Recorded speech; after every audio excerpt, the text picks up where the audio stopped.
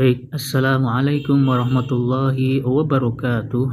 Bapak Ibu guru madrasah yang saya hormati, kembali lagi pada kesempatan kali ini saya ingin memberikan beberapa contoh-contoh soal terkait pretest PPG, yakni terkhusus bagi guru mata pelajaran Al-Quran Hadis atau yang mengambil PPG Mapel Al-Quran Hadis. Baik, langsung saja Bapak Ibu. Nomor 1, berikut ini adalah dalil tentang sifat ikhlas yang terdapat dalam Al-Quran kecuali A. Surat Al-Ghafir ayat 14, B. Surat Al-A'raf ayat 29, C. Surah Az-Zumar ayat 11, D. Surah Ali Imran ayat 13. Nah, jawabannya yaitu yang D. Sesuai dengan penjelasannya Bapak Ibu di sini. Ya, silahkan Bapak Ibu baca sendiri penjelasannya. Kita langsung saja soal nomor 2. Orang yang meriwayatkan atau memberitakan hadis disebut A. Matan, B. Sanad, C. Rawi, D. Rijalul hadis. Jawabannya yang C, yaitu rawi. Langsung Bapak Ibu, soal nomor 3. Silsilah orang-orang yang menghubungkan kepada isi hadis disebut A. Matan, B. Rawi, C. Sanad, D. Rijalul hadis. Jawabannya yang C. Sanad. Langsung soal nomor 4. Ayat yang dapat diketahui maknanya dan memiliki satu makna serta dapat diketahui secara langsung tanpa memerlukan keterangan lain disebut A. Tasyabbuh, B. Makkiyah, C. Muhkam, D. Mutasyabih. Jawabannya yang C. Muhkam. Lanjut soal nomor 5. Memindahkan bahasa Al-Quran ke bahasa lain agar dapat dibaca orang yang tidak mengerti, sehingga dapat memahami kitab Allah Subhanahu wa Ta'ala.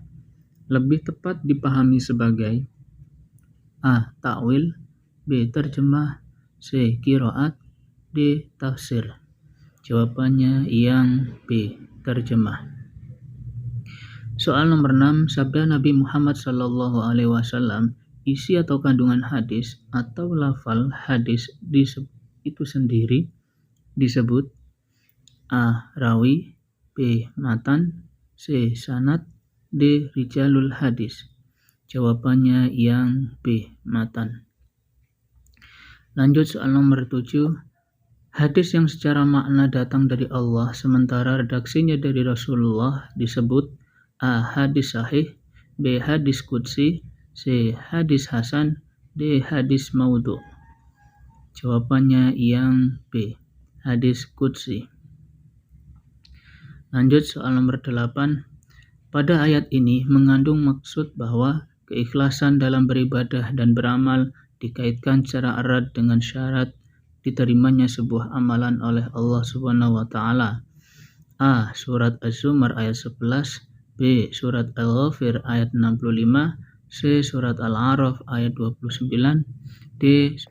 Soal nomor 9. Hurai Syihab, keikhlasan sebagai sebuah kondisi di mana seorang melakukan ibadah dan amalan tanpa ada kesyirikan dan riya.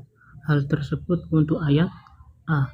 Surat Az-Zumar ayat 11, B. Surat Ali Imran ayat 29, C. Surat An-Nisa ayat 30, D. Surat Al-A'raf ayat 29. Jawabannya yang A. Surat Az-Zumar ayat 11. Soal nomor 10. Dari hadis yang diriwayatkan oleh Abu Daud tentang keistimewaan orang yang berilmu diantaranya adalah kecuali A. Diiringi perjalanannya oleh Allah menuju surga, B. Diridhoi oleh para malaikat, C. Jadi nilai lebih utama dibanding ahli ibadah, D. Dinilai baik. Jawabannya yang D. Dinilai baik. Lanjut soal nomor 11. Bawah ini merupakan keutamaan orang yang berilmu kecuali A. Perjalanannya perjalanannya oleh Allah menuju surga. B. Didoakan oleh makhluk-makhluk yang ada di udara maupun di darat, serta yang ada di dalam air. C. Dinilai lebih utama daripada ahli ibadah. D. Diridhoi para ulama dan kaum muslimin. Lanjut soal nomor 12. Sebuah hadis menyatakan bahwa Allah akan mencabut ilmu dengan mewafatkan para ulama, sehingga memilih pemimpin di kalangan orang bodoh. Hadis tersebut menunjukkan A. Ilmu dapat menyelamatkan manusia dari kesesatan. B. Menghindarkan kepemimpinan orang-orang yang bodoh. C. Menghindarkan manusia dari kebodohan, pelanggaran, dan kesalahan-kesalahan. D. Semua jawaban benar. Jawabannya yang D. Semua jawaban benar. Soal nomor 13. Hadis tentang mencari ilmu sesuai dengan ajaran Al-Quran yang memerintahkan kaum muslimin menggali pengetahuan antara lain Surat Al-Imran ayat 8-9, B. Surat At-Taubah ayat 122, C. Surat An-Nisa ayat 10, D. Surat Al-Baqarah ayat 17. Jawabannya yang B. Surat At-Taubah ayat 122. Soal nomor 14. Kriteria hadis dhaif kecuali A. Tidak bersambungan sanad, B. Para periwayat tidak bersifat adil, C. Para periwayat bersifat zabit, D. Adanya ilat. Jawabannya yang C. Para periwayat bersifat zabit. Soal nomor 15. Ketika sebuah hadis ada perawi yang tidak thiqah, maka hadis tersebut dinilai A. Sahih, B. dhaif, C. mardud, D. marfu. Jawabannya yang B. dhaif. Soal nomor 16.